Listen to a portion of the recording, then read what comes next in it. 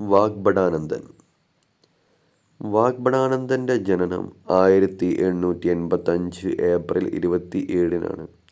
വാഗ്ഭടാനന്ദൻ്റെ ജന്മസ്ഥലം കണ്ണൂരിലെ തലശ്ശേരിക്കടുത്ത് പാട്യം ഗ്രാമത്തിലാണ്. വാഗ്ഭടാനന്ദൻ്റെ പിതാവ് കോരൻ ഗുരുക്കൾ. വാഗ്ഭടാനന്ദൻ്റെ മാതാവിൻ്റെ പേര് ചീരുവമ്മ. അപ്പോൾ വാഗ്ഭടാനന്ദൻ ജനിച്ചത് 1885 ഏപ്രിൽ 27-നാണ്. അദ്ദേഹത്തിൻ്റെ ജന്മസ്ഥലം കണ്ണൂരിലെ തലശ്ശേരിക്കടുത്ത് പാട്യം ഗ്രാമത്തിലാണ്. വാഗ്ഭടാനന്ദൻ്റെ പിതാവിൻ്റെ പേര് കോരൻ ഗുരുക്കൾ എന്നും മാതാവിൻ്റെ പേര് ചീരുവമ്മ എന്നുമാണ്. വാഗ്ഭടാനന്ദൻ്റെ യഥാർത്ഥ നാമം വയലേരി കുഞ്ഞിക്കണ്ണൻ ഗുരുക്കൾ എന്നാണ്. വയലേരി കുഞ്ഞിക്കണ്ണൻ ഗുരുക്കൾ എന്നാണ് വാഗ്ഭടാനന്ദൻ്റെ യഥാർത്ഥ നാമം. വാഗ്ഭടാനന്ദൻ്റെ ബാല്യകാല നാമമാണ് കുഞ്ഞിക്കണ്ണൻ. വാഗ്ഭടാനന്ദൻ്റെ ബാല്യകാല നാമമാണ് കുഞ്ഞിക്കണ്ണൻ. വാഗ്ഭടാനന്ദൻ്റെ പ്രധാന ഗുരുവാണ് ബ്രഹ്മാനന്ദ ശിവയോഗി. വാഗ്ഭടാനന്ദൻ്റെ പ്രധാന ഗുരുവാണ് ബ്രഹ്മാനന്ദ ശിവയോഗി. കുഞ്ഞിക്കണ്ണന് വാഗ്ഭടാനന്ദൻ എന്ന പേര് നൽകിയത് ബ്രഹ്മാനന്ദ ശിവയോഗിയാണ്. കുഞ്ഞിക്കണ്ണന് വാഗ്ഭടാനന്ദൻ എന്ന പേര് നൽകിയത് ബ്രഹ്മാനന്ദ ശിവയോഗിയാണ്. അപ്പോൾ വാഗ്ഭടാനന്ദൻ്റെ യഥാർത്ഥ നാമം വയലേരി കുഞ്ഞിക്കണ്ണൻ ഗുരുക്കൾ എന്നാണ്. വാഗ്ഭടാനന്ദൻ്റെ ബാല്യകാല നാമം കുഞ്ഞിക്കണ്ണൻ എന്നാണ്. വാഗ്ഭടാനന്ദൻ്റെ പ്രധാന ഗുരുവാണ് ബ്രഹ്മാനന്ദ ശിവയോഗി. കുഞ്ഞിക്കണ്ണന് വാഗ്ഭടാനന്ദൻ എന്ന പേര് നൽകിയത് ബ്രഹ്മാനന്ദ ശിവയോഗിയാണ്. വാഗ്ഭടാനന്ദൻ തൻ്റെ സാമൂഹ്യ പ്രവർത്തനങ്ങൾക്ക് മാതൃകയായി തിരഞ്ഞെടുത്ത വ്യക്തിയാണ് രാജാറാം മോഹൻ റോയ്. അപ്പോൾ രാജാറാം മോഹൻ റോയിനെ മാതൃകയാക്കിയിട്ടാണ് വാഗ്ഭടാനന്ദൻ തൻ്റെ സാമൂഹ്യ പ്രവർത്തനങ്ങൾ നടത്തിയിരുന്നത്. വാഗ്ഭടാനന്ദൻ പ്രചരിപ്പിച്ച ആരാധനാ രീതിയാണ് നിർഗുണോപാസന. വാഗ്ഭടാനന്ദൻ പ്രചരിപ്പിച്ച ആരാധനാ രീതിയാണ് നിർഗുണോപാസന. വാഗ്ഭടാനന്ദൻ വിശ്വസിച്ചിരുന്ന ദർശനമാണ് അദ്വൈത ദർശനം. വാഗ്ഭടാനന്ദൻ വിശ്വസിച്ചിരുന്ന ദർശനമാണ് അദ്വൈത ദർശനം. അദ്വൈത ചിന്താധാരയുടെ പിതാവ് എന്നറിയപ്പെടുന്നത് വാഗ്ഭടാനന്ദനാണ്. അദ്വൈത ചിന്താധാരയുടെ പിതാവ് എന്നറിയപ്പെടുന്നത് വാഗ്ഭടാനന്ദനാണ്. കാവ്യ ഉപേക്ഷിച്ച് ഖദറണിഞ്ഞ ഒരേയൊരു നവോത്ഥാന നായകനാണ് വാഗ്ഭടാനന്ദൻ. കാവ്യ ഉപേക്ഷിച്ച് ഖദറണിഞ്ഞ ഒരേയൊരു നവോത്ഥാന നായകനാണ് വാഗ്ഭടാനന്ദൻ. വി കെ ഗുരുക്കൾ, അതായത് വയലേരി കുഞ്ഞിക്കണ്ണൻ ഗുരുക്കൾ എന്നറിയപ്പെട്ടത് വാഗ്ഭടാനന്ദനാണ്. വി കെ ഗുരുക്കൾ അഥവാ വയലേരി കുഞ്ഞിക്കണ്ണൻ ഗുരുക്കൾ എന്നറിയപ്പെടുന്നത് വാഗ്ഭടാനന്ദനാണ്. അപ്പോൾ അദ്വൈത ചിന്താധാരയുടെ പിതാവ് വാഗ്ഭടാനന്ദനാണ്. കാവ്യ ഉപേക്ഷിച്ച് ഖദറണിഞ്ഞ ഒരേ ഒരു നവോത്ഥാന നായകനാണ് വാഗ്ഭടാനന്ദൻ. വി കെ ഗുരുക്കൾ, അതായത് വയലേരി കുഞ്ഞിക്കണ്ണൻ ഗുരുക്കൾ എന്നറിയപ്പെട്ടത് വാഗ്ഭടാനന്ദനാണ്. ബാലഗുരു എന്നറിയപ്പെട്ട നവോത്ഥാന നായകൻ വാഗ്ഭടാനന്ദനാണ്. ബാലഗുരു എന്നറിയപ്പെട്ട നവോത്ഥാന നായകൻ വാഗ്ഭടാനന്ദനാണ്. മലബാറിലെ ശ്രീനാരായണ ഗുരു എന്നറിയപ്പെടുന്ന വ്യക്തിയാണ് വാഗ്ഭടാനന്ദൻ. മലബാറിലെ ശ്രീനാരായണ ഗുരു എന്നറിയപ്പെടുന്ന വ്യക്തിയാണ് വാഗ്ഭടാനന്ദൻ. അപ്പോൾ ബാലഗുരു എന്നറിയപ്പെടുന്ന നവോത്ഥാന നായകനാണ് വാഗ്ഭടാനന്ദൻ. മലബാറിലെ ശ്രീനാരായണ ഗുരു എന്നറിയപ്പെടുന്ന വ്യക്തിയും വാഗ്ഭടാനന്ദനാണ്. ശ്രീനാരായണ ഗുരു വിഗ്രഹപ്രതിഷ്ഠ ചെയ്യുന്നതിനോട് എതിർപ്പ് പ്രകടിപ്പിച്ച നവോത്ഥാന നായകനാണ് വാഗ്ഭടാനന്ദൻ. അപ്പോൾ ശ്രീനാരായണ ഗുരു വിഗ്രഹപ്രതിഷ്ഠ നടത്തുകയാണ്. അതിനോട് എതിർപ്പ് പ്രകടിപ്പിച്ച നവോത്ഥാന നായകനാണ് വാഗ്ഭടാനന്ദൻ. കാലക്രമേണ ബ്രഹ്മാനന്ദ ശിവയോഗിയുടെ വിമർശകനായിട്ട് മാറിയ നവോത്ഥാന നായകനാണ് വാഗ്ഭടാനന്ദൻ. അദ്ദേഹത്തിൻ്റെ ഗുരുവാണ്, പക്ഷേ അദ്ദേഹത്തിനോട് കുറേ കഴിഞ്ഞപ്പം വിമർശകനായി മാറി. അപ്പോൾ കാലക്രമേണ ബ്രഹ്മാനന്ദ ശിവയോഗിയുടെ വിമർശകനായിട്ട് മാറിയ നവോത്ഥാന നായകനാണ് വാഗ്ഭടാനന്ദൻ. ബ്രഹ്മാനന്ദ ശിവയോഗിയുടെ ആശയങ്ങളെ ഖണ്ഡിച്ചുകൊണ്ട് വാഗ്ഭടാനന്ദൻ എഴുതിയ കൃതിയാണ് ആദ്യന്മയുദ്ധം. അപ്പോൾ ബ്രഹ്മാനന്ദ ശിവയോഗിയുടെ ആശയങ്ങളെ ഖണ്ഡിച്ചുകൊണ്ട് വാഗ്ഭടാനന്ദൻ എഴുതിയ കൃതിയാണ് ആദ്യന്മയുദ്ധം. ജാതി പ്രമാണം ഹിന്ദുമതത്തിൻ്റെ അടിസ്ഥാന പ്രമാണങ്ങൾക്ക് വിരുദ്ധമാണെന്ന് വാദിച്ച സാമൂഹിക പരിഷ്കർത്താവാണ് വാഗ്ഭടാനന്ദൻ. ജാതി പ്രമാണം ഹിന്ദുമതത്തിൻ്റെ അടിസ്ഥാന പ്രമാണങ്ങൾക്ക് വിരുദ്ധമാണ് എന്ന് വാദിച്ച സാമുദായിക പരിഷ്കർത്താവാണ് വാഗ്ഭടാനന്ദൻ. കൊട്ടിയൂർ ക്ഷേത്രത്തിൽ നിലനിന്നിരുന്ന ഇളനീരാട്ടം എന്ന ആചാരത്തിനെതിരെ വാദിച്ച നവോത്ഥാന നായകനാണ് വാഗ്ഭടാനന്ദൻ. കൊട്ടിയൂർ ക്ഷേത്രത്തിൽ നിലനിന്നിരുന്ന ഇളനീരാട്ടം എന്ന ആചാരത്തിനെതിരെ വാദിച്ച നവോത്ഥാന നായകനാണ് വാഗ്ഭടാനന്ദൻ. ക്ഷേത്രങ്ങളിൽ നിലനിന്നിരുന്ന ഇളനീരാട്ടം തെറ്റാണ് എന്ന് വ്യക്തമാക്കിയ നവോത്ഥാന നായകനാണ് വാഗ്ഭടാനന്ദൻ. ക്ഷേത്രങ്ങളിൽ നിലനിന്നിരുന്ന ഇളനീരാട്ടം തെറ്റാണ് എന്ന് വ്യക്തമാക്കിയ നവോത്ഥാന നായകനാണ് വാഗ്ഭടാനന്ദൻ. ഏട്ടേമട്ട് എന്ന സാമൂഹ്യ അനാചാരം നിർത്തലാക്കാൻ ശ്രമം നടത്തിയ വ്യക്തിയാണ് വാഗ്ഭടാനന്ദൻ. കൊട്ടിയൂർ ഉത്സവപ്പാട്ട് രചിച്ചത് വാഗ്ഭടാനന്ദനാണ്. ഏകദൈവ വിശ്വാസം പ്രചരിപ്പിച്ച സാമൂഹിക പരിഷ്കർത്താവാണ് വാഗ്ഭടാനന്ദൻ. അപ്പോൾ ഏട്ടേമട്ട് എന്ന സാമൂഹ്യ അനാചാരം നിർത്തലാക്കാൻ ശ്രമം നടത്തിയ വ്യക്തിയാണ് വാഗ്ബടാനന്ദൻ. ഏട്ടേമട്ട് എന്ന സാമൂഹ്യ അനാചാരം നിർത്തലാക്കാൻ ശ്രമം നടത്തിയ വ്യക്തിയാണ് വാഗ്ബടാനന്ദൻ. കൊട്ടിയൂർ ഉത്സവപ്പാട്ട് രചിച്ചത് വാഗ്ബടാനന്ദനാണ്. ഏകദൈവ വിശ്വാസം പ്രചരിപ്പിച്ച സാമൂഹിക പരിഷ്കർത്താവാണ്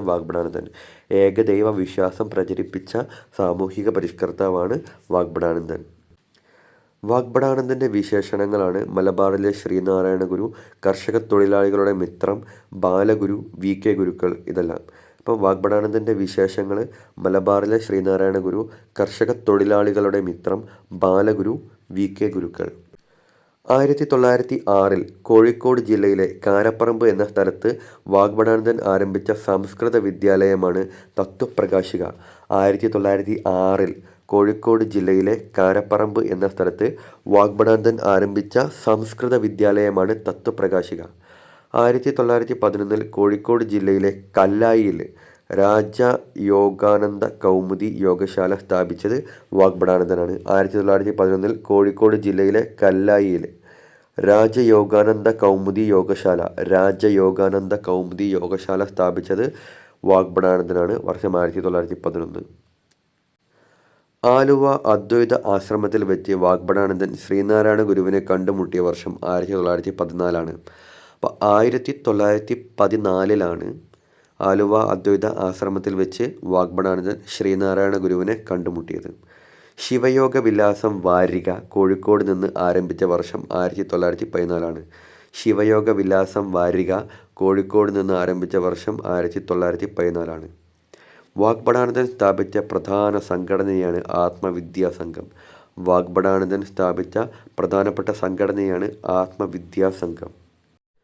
ആത്മവിദ്യാസംഘം കോഴിക്കോട് സ്ഥാപിതമായ വർഷം 1917. 1917 ആത്മവിദ്യാസംഘം കോഴിക്കോട് സ്ഥാപിതമായത്. ആത്മവിദ്യാസംഘത്തിൻ്റെ പ്രധാന പ്രവർത്തന മേഖലയാണ് മലബാർ. ആത്മവിദ്യാസംഘത്തിൻ്റെ പ്രധാന പ്രവർത്തന മേഖല മലബാറാണ്.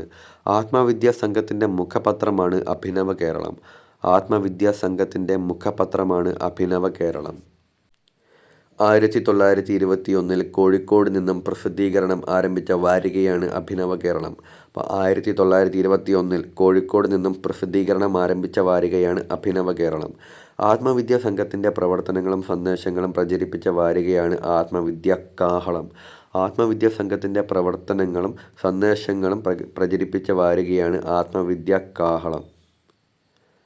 ആത്മവിദ്യാകാഹളം ആരംഭിച്ച വർഷം 1929. ആത്മവിദ്യാകാഹളം ആരംഭിച്ച വർഷം 1929.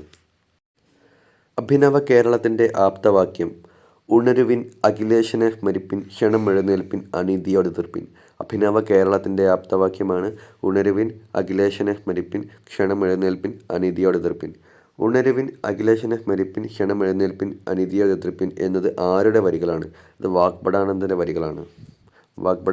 വരികളാണ്. ഉണരുവിൻ, അഖിലേശനെ സ്മരിപ്പിൻ, ക്ഷണമെഴുന്നേൽപ്പിൻ, അനീതിയോടെതിർപ്പിൻ എന്നുള്ളത്. ആത്മവിദ്യാസംഘത്തിൻ്റെ ആശയങ്ങളെക്കുറിച്ച് വിവരിക്കുന്ന കവിതയാണ് സ്വതന്ത്ര ചിന്താമണി. ആത്മവിദ്യാസംഘത്തിൻ്റെ ആശയങ്ങളെക്കുറിച്ച് വിവരിക്കുന്ന കവിതയാണ് സ്വതന്ത്ര ചിന്താമണി. സ്വതന്ത്ര ചിന്താമണി എന്ന കവിതയുടെ രചയിതാവ് വാഗ്ബടാനന്ദനാണ്.